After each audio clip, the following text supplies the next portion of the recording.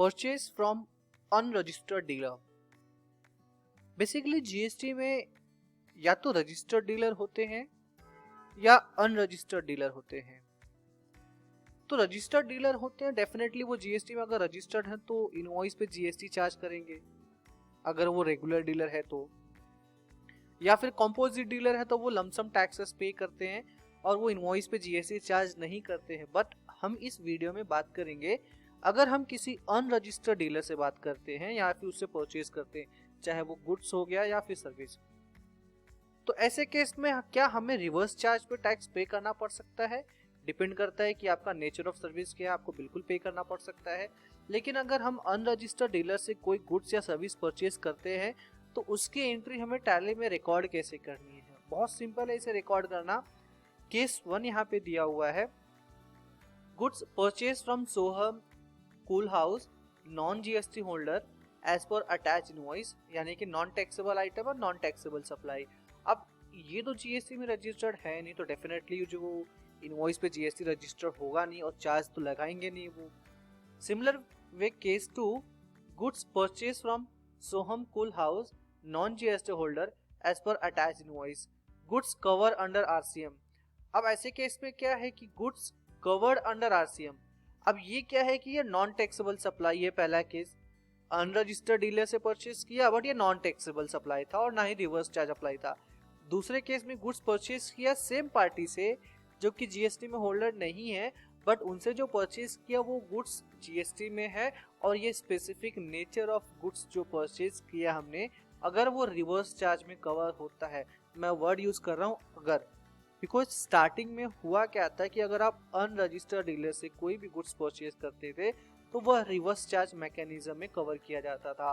हालांकि आज के दिन में कुछ स्पेसिफिक गुड्स और कुछ स्पेसिफिक सर्विसेज ही रिवर्स चार्ज मैकेनिज्म में आती हैं। अगर रिवर्स चार्ज मैकेनिज्म में आते हैं और आप परचेज करते हो अनरजिस्टर्ड डीलर से, तो उसकी एंट्री कैसे रिकॉर्ड करनी है वो दोनों केसेस हम इस वीडियो में डिस्कस करेंगे। तो सबसे पहले चलिए देखते हैं नॉन टैक्सेबल सप्लाई का इनवॉइस। ये है सोहम कूल हाउस का इनवॉइस, जीएसटी रजिस्टर्ड नहीं है, ये उनका इनवॉइस नंबर है और यहाँ पे इनवॉइस उनका एज अ सिंपल इनवॉइस होगा, टैक्स इनवॉइस लगा नहीं सकते हैं वो। उन्होंने हमें प्रोडक्ट सेल किया Bajaj ceiling fan, CFL LED lights, quantity and rates जो भी है यहाँ पे हमें उन्होंने एज अ प्रोडक्ट सेल किया हुआ है।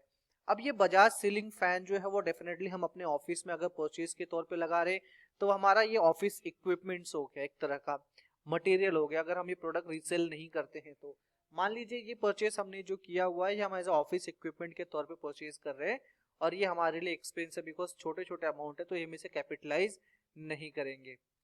ये आपका फिक्स असेट भी हो सकता है, लेकिन आप इसे अगर फिक्स असेट में ट्रीट करना चाहो तो फिक्स असेट में, अगर ये एक्सपेंस में दिखाना चाहो तो एक्सपेंस में, डिपेंड करता है कि आपका नेचर ऑफ बिजनेस के अकॉर्डिंग आप इसे कैसे ट्रीट करते हो।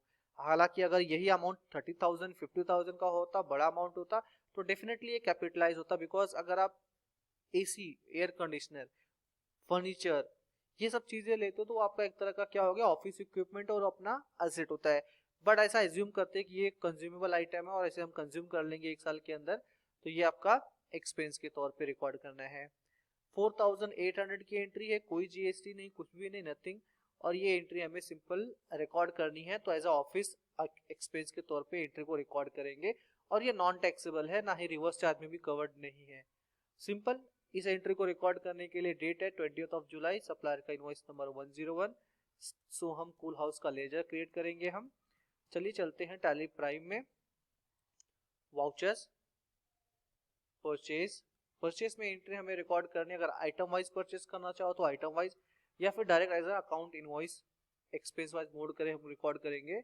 101, डेट होगा 20th जुलाई, party name Sohan cool house, creditors उनका स्टेट, एड्रेस, और यहाँ पर आता है जीएसटी नॉन होल्डर यानी कि अनरजिस्टर्ड पार्टी।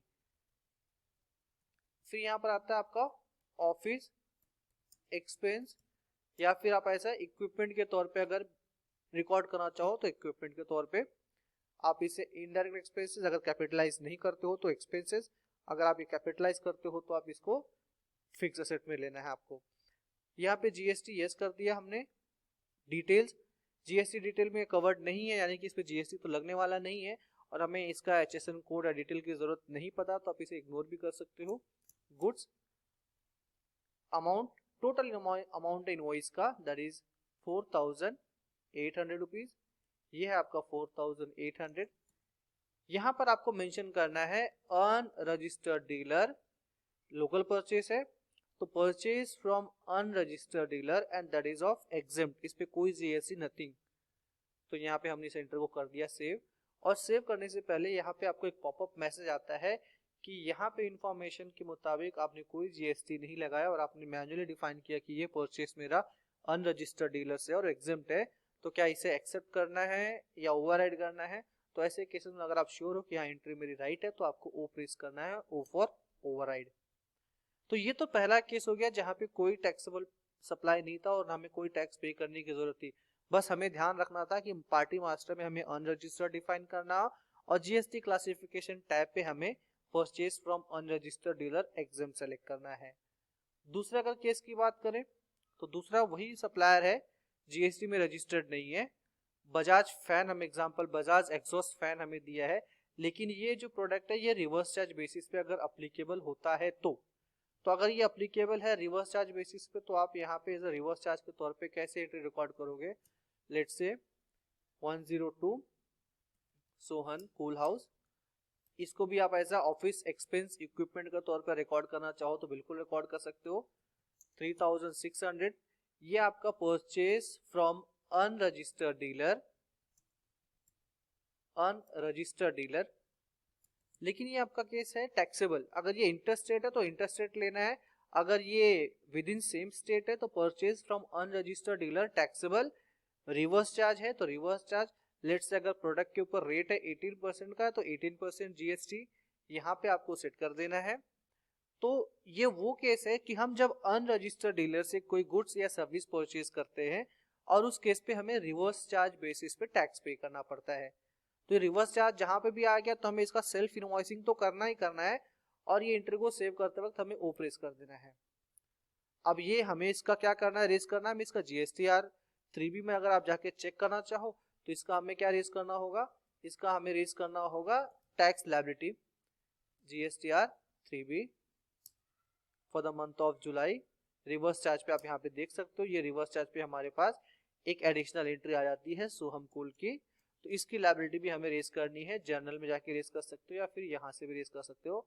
जर्नल से अगर रिकॉर्ड करना चाहें तो जर्नल एंट्री में जाने के लिए vouchers, journal, stat adjustment, GST, increase of tax liability and input credit, purchase under reverse charge, input CGST. Let's say अगर मैं 9% की बात करूं तो बिल अमाउंट था इसका 3600, तो 3600 पे 9% जो होता है वो अमाउंट होता है 324, माफ कीजिएगा ये टैक्सेबल वैल्यू है इसका 3600 और 324। Input SGST same 324, output SGST RCM 324, output CGST RCM 324, being liability and ITC from URD purchase, URD call unregistered dealer purchase raised। हो गई एंट्री आपकी सेव। इतना सिंपल है एंट्री रिकॉर्ड करना। बट प्रॉब्लम्स होती कहां पर है, प्रॉब्लम होती यहाँ पे अगर हमने पार्टी मास्टर में डिटेल्स या फिर हमने at the time of recording entry अगर क्लासिफिकेशन डिटेल्स प्रॉपर तरीके से डिफाइन नहीं किया, अगर उसे हमने सेट नहीं किया तो डेफिनेटली हमारी जो एंट्री है वो मिसमैच रिपोर्ट में जाके खड़ी हो जाती है और हमें जाके फिर उसको लेटर ऑन रिजॉल्व करना होता है और हमें स्ट्रगल फेस करना होता है कि ये एंट्री कहाँ चली गई। ये तो रिवर्स चार्ज मैकेनिज्म की बात हो गई। आपने जो परचेज किया था जिसपे कोई टैक्स लगा ही नहीं था वो कहाँ गया, वो गया रहेगा यहाँ पे value of exempt nil rated supply. 4800 जो आपने परचेज किया है उस पे कोई टैक्स नहीं लगा, तो आप यहाँ पे देख सकते हो यहाँ पे लोकल परचेज किया आपने जो कि एग्जेम्प्टेड आता है, उस पर कोई टैक्स आपने पे नहीं किया है, तो ये भी आपको जीएसटीआर 3B रिटर्न में डिक्लेयर करना होता है।